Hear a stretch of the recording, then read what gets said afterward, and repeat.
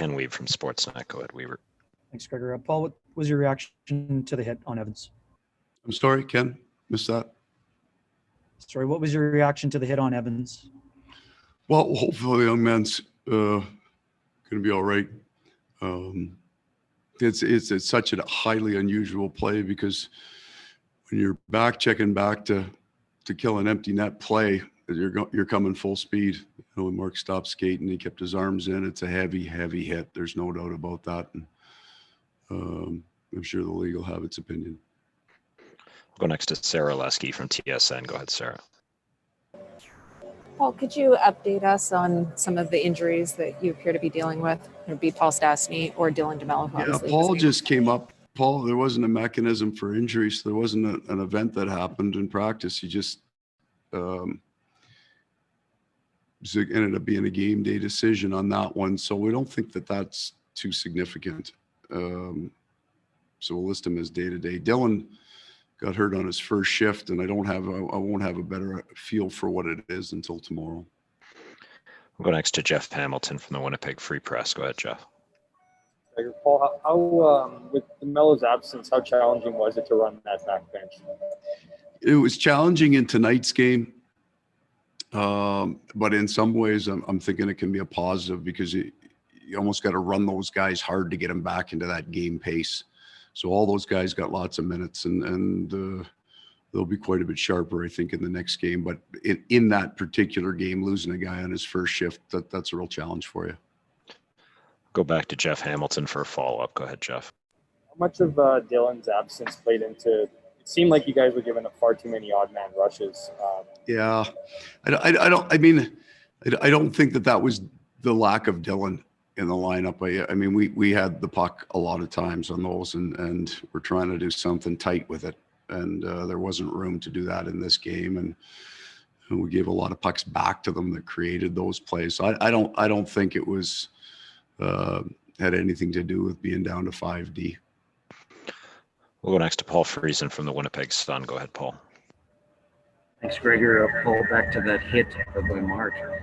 Joel Edmondson says they hope the league deals with it, and if Mark does come back, they're going to make his life miserable, is what he said. How do you respond to that?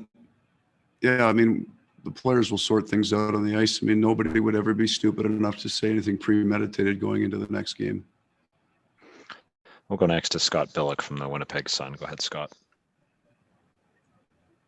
Thanks, Gregor. And hey, Paul, would you categorize that game as maybe too much regular season and not enough playoffs from your team?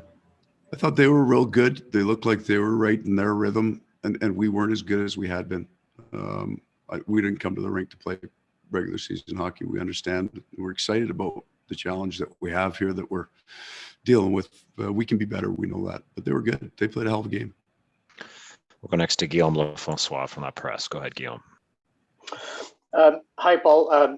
I know you mentioned that Mark was back checking hard, but he did seem a bit maybe frustrated at times during the game. How do you think he handled the emotions and the frustration throughout the night?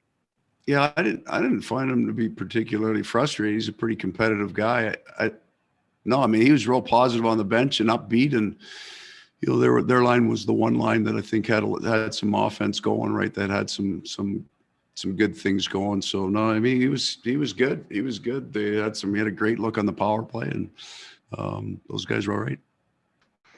Go back to Sarah Lesky from TSN. Go ahead, Sarah. Well, you mentioned a few things, but just in general, what was the biggest difference that you saw with your group tonight compared to maybe the style of game or play that we had seen in those 4 games against Edmonton? Yeah, we just weren't particularly sharp. We had a hard time kind of in 2 areas, probably just that sharpness with the puck, how we moved it, and then some of our decisions kind of to try to do things that we don't need to do.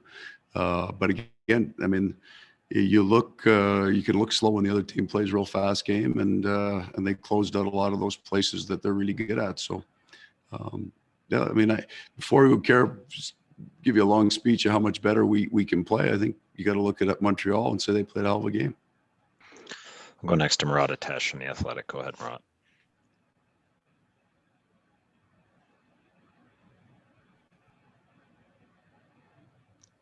We can't hear you, Murat.